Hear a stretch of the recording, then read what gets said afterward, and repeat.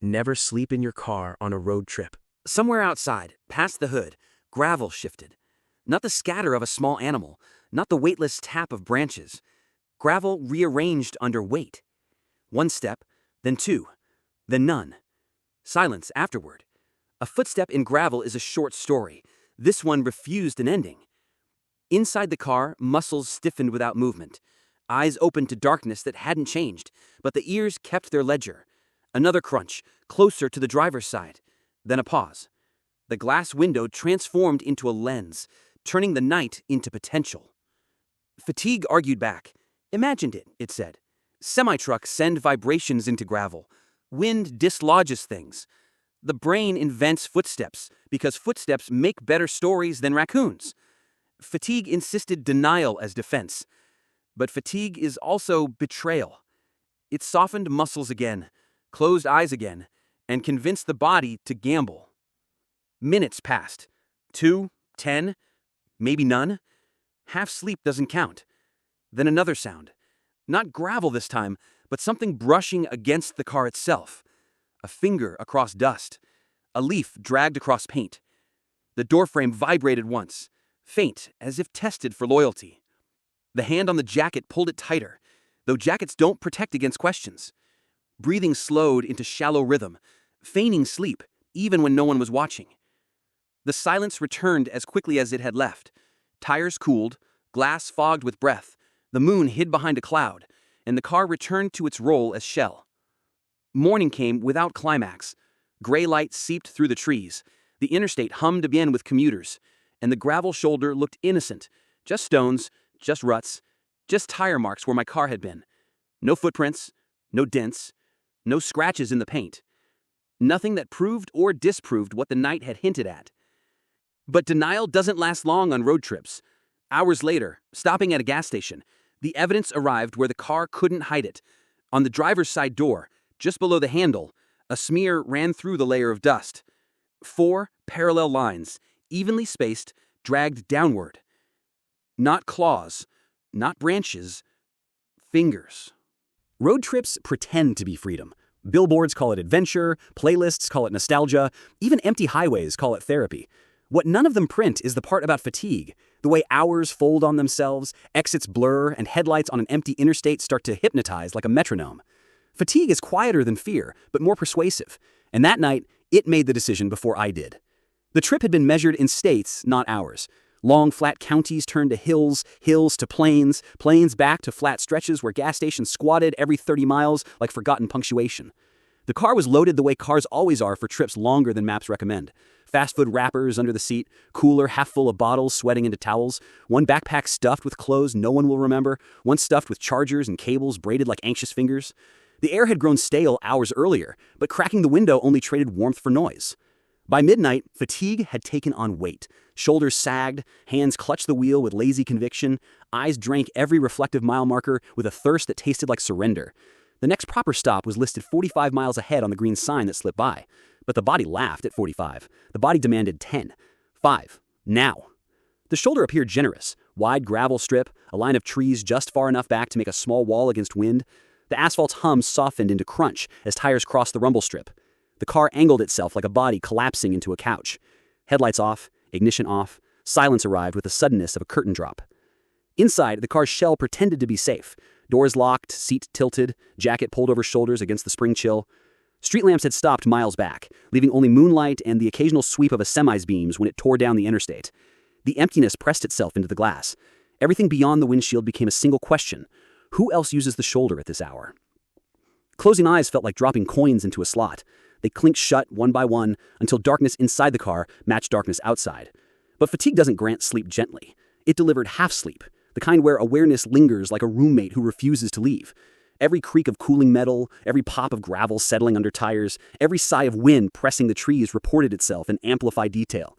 Sleep pulled, but listening resisted.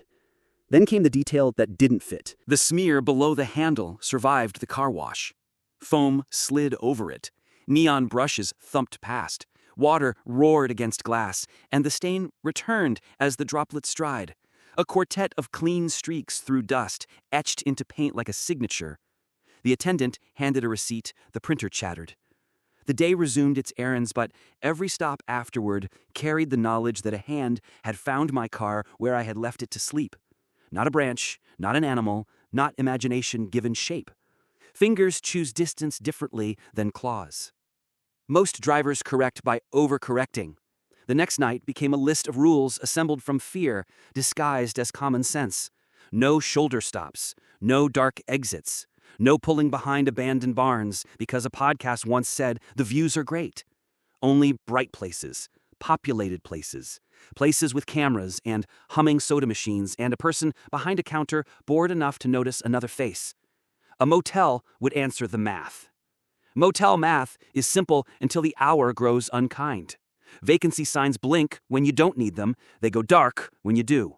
The first exit held a chain whose carpet remembers decades of shoes and whose bedspreads are patterns science cannot explain. A festival in town had harvested all the rooms. The next exit offered a roadside lodge with wooden beams and a stack of tourist brochures fading in the afternoon sun. Renovation had closed half the units, and a youth sports team sleeping 4 to a bed had closed the rest. The third exit held a family-run neon script that promised cable and kindness. The office lights were on, but a paper on the door apologized in polite cursive no one reads anymore, citing a pipe burst and good luck. It is astonishing how fast rules erode under fatigue. The interstate lengthened. The signs promising rest areas began to model hope like mannequins, every 27 miles, then 40, then 12, then none for 80. The sun fell with theatrical conviction. Commuters thinned, semis doubled, mile markers kept court with numbers no one could love. The gulped coffee ceased to be coffee and became a slow tremor. When the green sign finally announced a rest area ahead, the body cheered with the kind of relief usually reserved for medicine working. The ramp climbed a little hill into tidy landscaping, low shrubs, an American flag catching its breath, and a brick building with a bathroom symbol everyone understands from space. Sodium lights poured down a steady orange that pretends to be safety. Cars and trucks arranged themselves in 2 long rows, noses pointed outward. A parking lot theater watching traffic. Vending machines glowed like aquariums in a dark corner. A patrol cruiser idled near the far curb with the dignified posture of authority, saving its energy for later. Choosing a slot is a ritual. Not too close to the building because noise, not too far because distance, not near shrubs someone could hide in, not beside a car packed floor to ceiling with someone else's life, not near the only tree used by every dog on a 6-hour radius. The car found a middle row under a light that hummed without flicker. Lock. Window cracked an inch for air. Seat reclined to the angle that spares the spine without strangling the neck. Jacket over chest. Back pocket emptied of wallet because pressure on a hip interrupts sleep. Phone face down. Keys slipped to the footwell where shin meets dashboard. Rest areas carry their own etiquette. Travelers mind their own ghosts. Some sleep with the finesse of professionals. Blankets across windows, windshield reflectors tucked like armor, pillows inflated to full resolution. Others pace in slow circuits between vending machines and bathroom, returning to their cars with paper-wrapped snacks and the eyes of people who plan to drive into whatever dawn the region issues. Truckers live in a parallel city with rules and rooms that fit only them. Their cabs glow with blue TV light and the privacy of curtains a civilian cannot buy. The smear below the handle lurked in the periphery, a clean quartet against road grime. Car wash chemicals couldn't erase it. Time hadn't dulled it. I positioned the door on the side facing the building. If a hand wanted to find it again, it would have to show up under the orange glow of a camera and the casual gaze of insomniacs. The body accepted the bargain and began granting sleep in coins. Sleep here came sectioned, purchased in halves of an hour. The first section tasted like falling past the surface and catching on a ledge. The second arrived with the dream all drivers know, being on the road while sleeping, a loop the brain runs when guilt and necessity argue. On the third, cold climbed from the footwell into calves the way deep mourning insists on convincing you it owns the hours no one wants. Then the glass fogged. Visibility gave way to soft bloom, breath against a surface that had been cold enough to record it. Condensation crawled up the windshield faster than sleep could be blamed for missing it. It rose to eye level and then leveled off, leaving two clear crescents at the bottom corners, like eyes looking up from a bath. The rearview mirror caught headlight ghosts passing the on-ramp behind, but inside the car, the effect was a room being erased. Defrost would have solved it. Keys turned, fan hummed, warm air splayed across glass. The fog thinned, retreated, conceded to physics. Eyes refocused. The lot returned. The cruiser, the vending glow, a soda bottle shining like a small lighthouse inside a different sedan. The condensation receded enough to reveal shapes drawn in it from the outside. Sliding, vertical tracks paired side by side in fours across the driver's side window and rear quarter panel. Not fingernails, fingertips. They had written on the fog like children write on bathroom mirrors. Where the tracks converged, the streaks deepened, carving clean lines through vapor until glass looked scraped. Sleep ended there. The body put itself upright with the alertness of an animal, hearing the underbrush alter its tone. Doors stayed locked. Engine came to full. The fan wore the air into barrels that chased moisture from corners. The smear below the handle had found company, a family of temporary cousins in fog. The patrol cruiser near the curb shifted a foot without leaving its own bolt of stillness. The vending machines clicked. Someone coughed. Night resumed like a record after a skip. Rest areas do not tolerate drama. They flatten it with fluorescent logic. Staying felt like an invitation, leaving felt like an abdication. I compromised the way cowards and pragmatists do. Shifted to a different slot, under a different light 2 rows over, nose pointed to the exit, other cars as buffers between me and trees. A camper van snored quietly nearby. A minivan wore 4 sleeping silhouettes, like a diorama of a family routine captured in a museum exhibit. The engine cut again. The seat reclined enough to suggest rest without believing in it. Hands folded across jacket, ankles crossed, iPhone face down to remove the temptation of blue light and its false friends. Fatigue returned with the hypocrisy of repeat offenders. It brought a grudging half hour and a heavier blink. A motorcycle hissed onto the lot and then off again without stopping, the rider preferring a different theater. An 18-wheeler coughed and surged and calmed, a beast settling. Somewhere a bathroom hand dryer roared briefly at the wrong hour and then fell into embarrassed silence. The car settled so gently that sleep couldn't protest it. Then the weight arrived. Anyone who has slept in a car knows the sensation of a friend leaning on the hood or the trunk, a shift in suspension measured in quarter inches, a tilt that tucks the car into a smaller version of itself. This weight came to rest on the back bumper. The car exhaled a little, the way a mattress does when a second person sits at the edge. The rearview mirror translated the feeling into a fragile shimmer of the light behind, a nuance only the over-alert recognize. The mind offered mechanics, thermal contraction, wind shoving by, the memory of sudden stops trapped in shocks. The body vetoed. The body knows passengers. There are weights cars like: luggage, groceries, the person you expect. There are weights cars refuse. A shape calibrated to be near human, patient and quiet and unwilling to announce how it got there. The decision to leave arrived without committee. Key, ignition, forward. The car crawled the length of the row and slipped toward the ramp. The patrol cruiser remained where it had been, either uninterested or wise. The vending machines kept performing their aquarium imitation. Behind me, the lot registered no commotion. The world offered no enemy. The road reclaimed the night. Mile markers became prayer beads. Every green sign promised future minutes. The headlights met reflective paint with the intimacy of exhausted friends.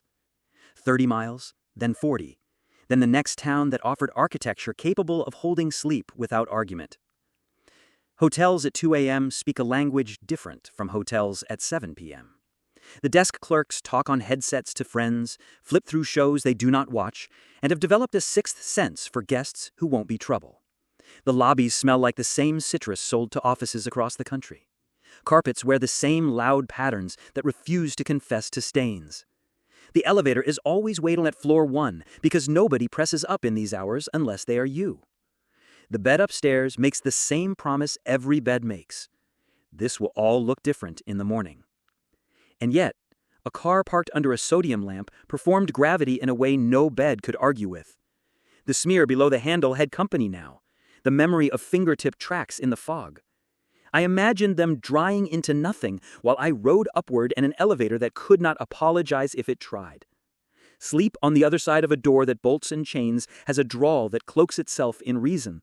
But fear assembled in objection. Leave the car and you leave the only witness that can look back. The compromise arrived as a ritual of acceptance. Park where a window in the room would see. Pull the curtains, but leave a slice to keep vigil. Carry the bag, the charger, the toothbrush, nothing else.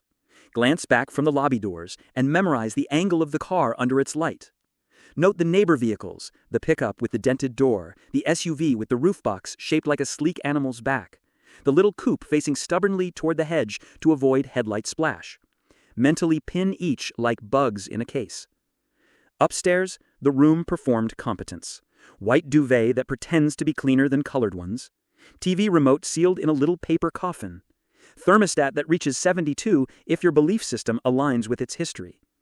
A desk with wood veneer that accepts the small weight of a keycard and a receipt. Curtains opened to a slice to maintain the vigil. The car below played along, a toy under a lamp on a child's nightstand. Sleep came in a respectable suit and offered terms. 2 hours and a half if you agree not to wake up and check the window every 10 minutes. I accepted and cheated. The first check showed a lot breezeless and organized, a security camera mocking my anxiety with its indifference. The second check, 10 minutes later by the bedside alarm clock, showed the same. The third, 20 minutes after, offered the lot in different proportions because memory flattens change. The car remained, the light remained, the dented pickup remained. The SUV, however, had rotated. Maybe the driver had returned and repositioned to leave early. Maybe someone had pulled through and then reversed to align better. Maybe sleep was interpreting shapes like a guilty child hearing footsteps in the hallway. The roof box's curve confirmed the shift. What had pointed toward the office now pointed to the hedge and the road beyond. The car's rear hatch winked a dull red reflection at me and then refused to repeat it. At 4 a.m., alarms in the world that do not belong to clocks begin their own circuits. Delivery trucks cough awake. Someone on a night shift returns home and scrapes their key across a door that resents its lock. Ice machines in hallways clatter with a violence that surprises every guest every time. I check the window again because rituals compete with the need to breathe. The lot remained a polite exhibit. The SUV hadn't moved after all. It had always been that way. Or it had moved back. Or I had shifted position and tricked my own reference points. Fatigue loves this game. By morning, the smear below the handle looked less like proof and more like superstition. The fingertip streaks in the fog had evaporated as if never drawn. Even the memory of weight on the bumper had retreated to a story only the body believed. In daylight, rest areas are public parks with more toilets. In daylight, parking lots are museum pieces with labels installed by insurance companies. In daylight, the world explains itself and refuses to be interesting. The highway forgave and invited. The day promised miles and sandwiches and podcasts, and a town later with a diner that makes pie like it invented sugar. The car rolled, the yellow line kept its covenant with the tire's eye, and the smear below the handle clung like stubborn weather instead of intent. By sundown, a new section of interstate delivered me to another rest area, because the body is a ledger, and it had marked a balance from the night before. This one perched beside a lake that existed because someone believed in dams. Pines lined the far edge. A picnic table held the day's last family, gathered around paper wrappers and a conversation that had learned how to keep peace. The brick building wore state signage with pride. Someone had paid to leave plaques that thanked donors none of us have ever met. A bronze relief of an explorer pretended to explain rivers. Parking followed the new ritual. Not too close, not too far, angle ready to leave. Windows cracked, a bottle of water on the passenger seat like an offering. The smear below the handle glowed faintly under a light that did not quite know its color temperature. The lake exhaled across asphalt with the breath of open, unbounded cold. Ducks complained briefly, as if they had a registry to maintain. The patrol cruiser did a drive-through, nodded with its hood, and continued. Darkness drew itself slowly. Even people who believe in safety feel different about it when stars take over. Cars thinned to a handful. The family packed and left. The ducks lost interest in whatever social contract they had sponsored. The vending machines did their aquarium duty. A trucker parked at the far edge and climbed into his sleeper cab with the ritual of someone who trusts his box on wheels more than any geometry built for people like me. Half Sleep arrived and demanded down payment before offering services. The body sank toward it grudgingly, like someone easing into cold water, the only way to swim and the last called for. In the dip between awake and not, the eye tusked contact with the rearview mirror's small rectangle of world. A shape in it leaned along the back window for a breath. No form, just pressure.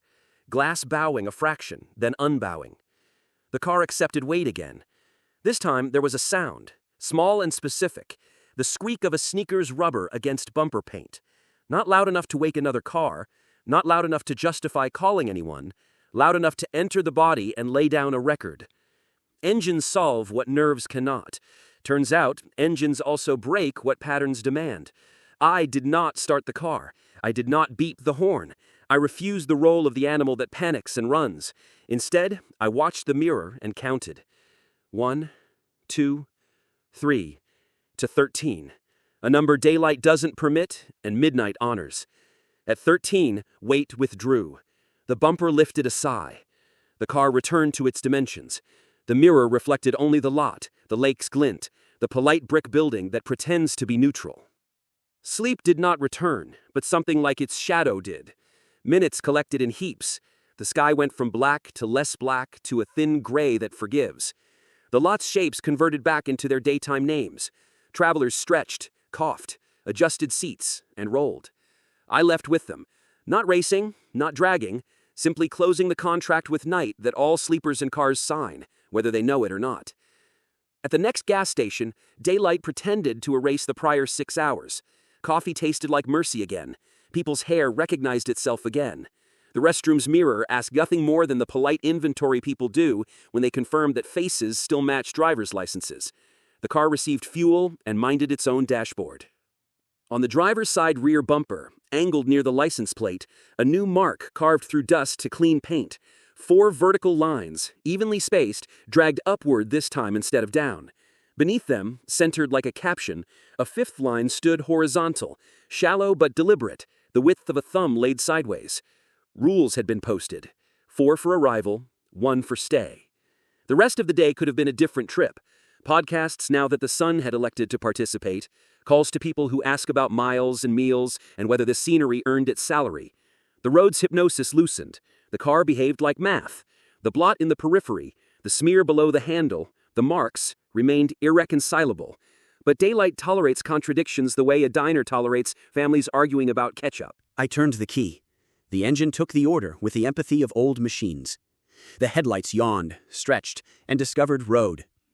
The loop gave me its gentle exit and returned me to the interstate's custody. Night prepared its next cricket chorus. The scenic overlook watched me go, as if I had broken a promise it never made. 2 exits later, a blue sign announced a 24-hour truck stop with showers and chili that never runs out. Civilization, or something that loves to role-play as it. I aimed for it with the stubborn conviction of a person who understands stories only end when people exit the places that write them. The smear below the handle caught the gas island's fluorescent light when I stepped out to refuel. The 4 new lines held their upward angle. The sideways line held its position. A code, patient and thorough, waited for me to admit that sleeping in a car teaches you rules faster than it teaches you rest. Far across the lot, a row of cabs slept with their curtains drawn and their fans humming. One cab's side mirror caught my headlight just right and flashed a rectangle of brilliance into my eyes. In that brightness, something unwrote itself for a heartbeat. The smear vanished. The 4 lines dissolved. The horizontal line bled into nothing. Then the light blinked off, and the marks returned, as though embarrassed to have been caught not existing. Part of me considered renting a booth in the diner all night, ordering coffee until the sun could inventory what the night had misfiled. Part of me wanted to drive until noon and simplify the world into arithmetic again. The rest, tired and honest, accepted that the next night would not ask permission. It would present a ledger. On the counter inside, near a stack of scratch-off tickets and a jar of toothpicks, a cardboard sign advertised aisle products nobody wants at 3 a.m. A bell above the door rang with the tinny conviction of country songs. The cashier watched the TV hung under the ceiling and made the art of indifference sing. The coffee tasted like it had been waiting to save lives all night. In the reflection of the glass door, my car hovered under the lights like an aquarium exhibit. Behind it, captured just far enough to deny detail, a long shape leaned against the trunk with the ease of someone who knows how to make wait look like waiting. The reflection shifted when the door swung. The shape did not. Sleeping in cars isn't rest, it's negotiation.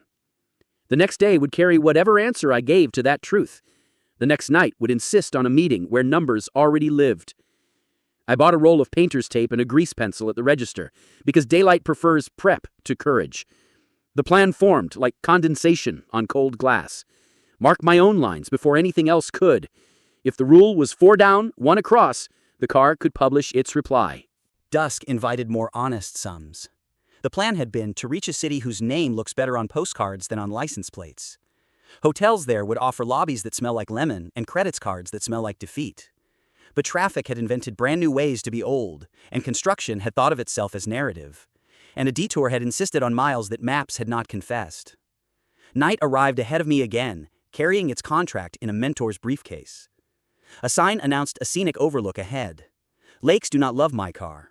They remind it of the night before. But the body demanded a pause, a view. The horizontals needed to level a mind. The overlook turned out to be a loop, with a metal railing and a picnic table welded to the idea of summer. No other cars. No families, no truckers, no patrol cruisers testing their posture against boredom. The overlook belonged to the dark and me. I parked for the view I could not see. The engine ticked as it cooled. Around the loop, the wind had learned the names of the grass, and it spoke them in the tone of a teacher who admires effort more than results. A highway whispered below in the kind of hush cities make when their conversations go indoors. The smear below the handle caught no light. It had become concept rather than object. The back seat offered a blanket. It also offered the shape of a sleep sacrificed to the car's taste. Hands performed the arithmetic of locks. Feet learned the positions of pedals for a U-turn that would exit quickly if the dark attempted contract. Because rest area or overlook or motel lot, the mathematics had been the same. Weight added, weight subtracted, lines written through dust for proof. The first acorn hit the roof.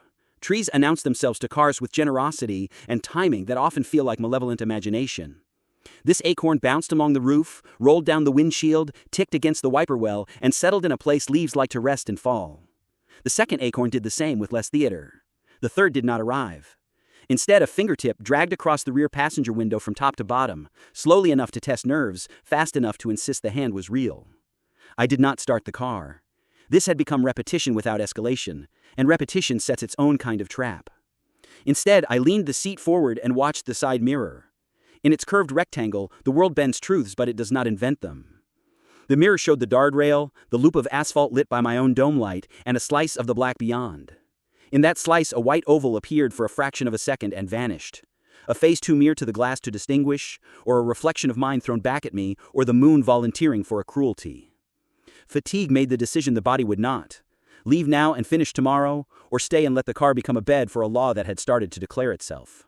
The law had been written in smears and lines, 4 down for arrival, 1 across for remain. Cars accept symbols the way dreams accept logic. On the way back to the pump, the reflection in the glass showed only me and the car and the loop of highway beyond the lot. No long shape, no weight, no audience. The smear below the handle glowed. The door unlocked. The seat accepted the body. The engine considered the night and agreed to finish its shift.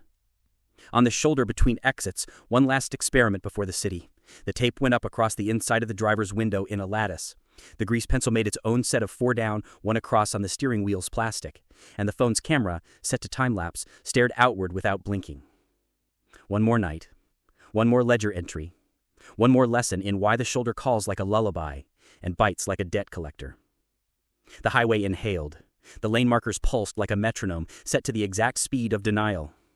The car whispered its miles back to the tires, and the marks below the handle waited, patient as math, for the part of the story where proof meets pattern and pretends it is enough. Painter's tape and grease pencil pretend to be strategy, but in the small hours they feel like charms, cheap totems carried into caves. The lattice across the inside of the driver's window looked clumsy by daylight, like a child's experiment, but when the sun folded itself away, the tape's blue strips glowed faint under the parking lot lamps. 4 down, 1 across, etched into the steering wheel's plastic, weighted like an equation scratched on the edge of a test. The phone's camera, mounted against the dash, blinked its red circle, time-lapse witness to whatever ledger the night had been writing on my car. Fatigue mocked the preparations. Eyes burned the same under sodium lamps as they do on tree-lined shoulders. Sleep treats geometry as optional. The first half hour became a standoff, me pretending alertness, the car humming warmth into tired legs, the night unspooling its usual chorus of cicadas and truck engines. Then the half-sleep returned, demanding coins, collecting them in 10-minute increments. The first sound broke through like punctuation.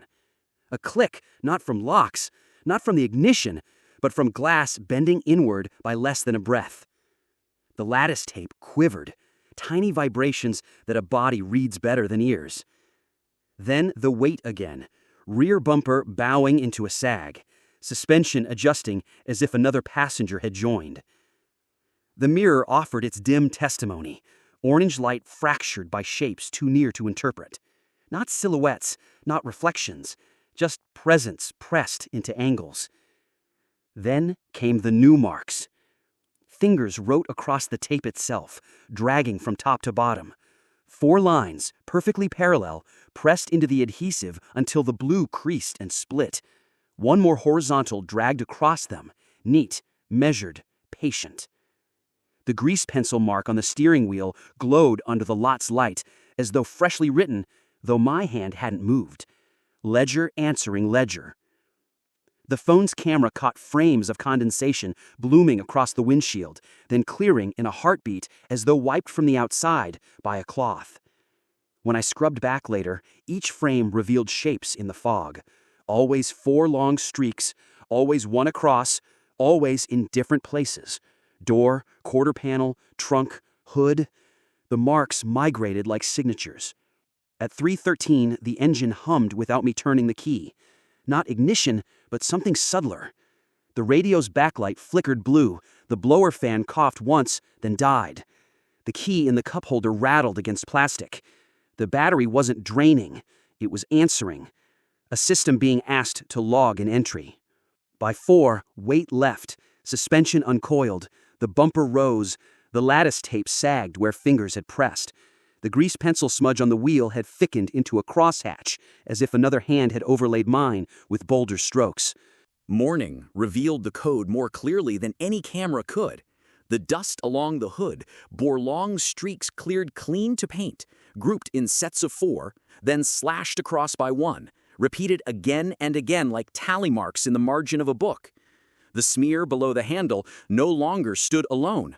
The car had been written on, page after page, by hands that preferred dust to ink. It wasn't vandalism, it was inventory. And the body understood the math. 1 night sleeping in a car is fatigue's mistake. 2 is stubbornness. 3 is an agreement. 4 is a contract. Fatigue never chooses fairness. It arrives early or late, barges in while the mind prepares resistance, or withdraws when relief would matter.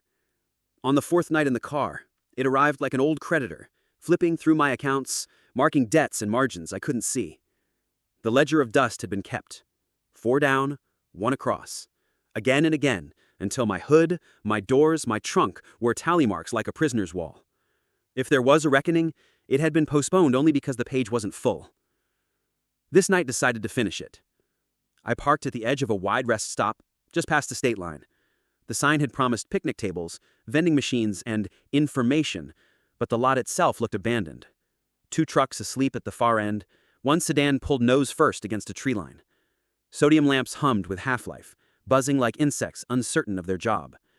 The building's bathroom wing stood open, fluorescent tubes flickering in rhythms that made eyes ache. My car angled under the brightest lamp available, though brightest meant dim orange spilling onto gravel like rust. The smear below the handle glistened faintly, an old scar on tired paint. The tape lattice I had placed days before still clung stubbornly to the inside of the window, though creased and dirtied by fingers that weren't mine. The grease pencil crosshatch on the steering wheel had grown darker on its own, bold lines overlapping my original timid mark. Phone ready, seat tilted, breath slow, and waiting, because waiting is all a body can do when it understands that flight buys nothing but another ledger entry. It began before midnight. Usually the marks came late, after hours of semis moaning down the interstate, after fatigue dropped coins into the toll booth of half-sleep. Not tonight. At 11:11, when the dashboard clock glowed pale green, the bumper bowed. Weight pressed down with none of the hesitation I'd grown used to. Suspension dipped, the car rocked forward, then settled. Breath caught in my throat. Rearview mirror shimmered. A shadow leaned against the trunk. Then the writing began. Fingertips drew in long, clean strokes, not tentative like a child sketching, but measured like a clerk counting inventory. Dust parted beneath invisible hands. 4 verticals, 1 horizontal. Then again, 4 verticals, 1 horizontal. They marched across the rear glass, then the side windows, then the hood. My car became paper, margins filling with script. The tape lattice across the driver window quivered. Pressure pushed from outside, firm enough to bow adhesive.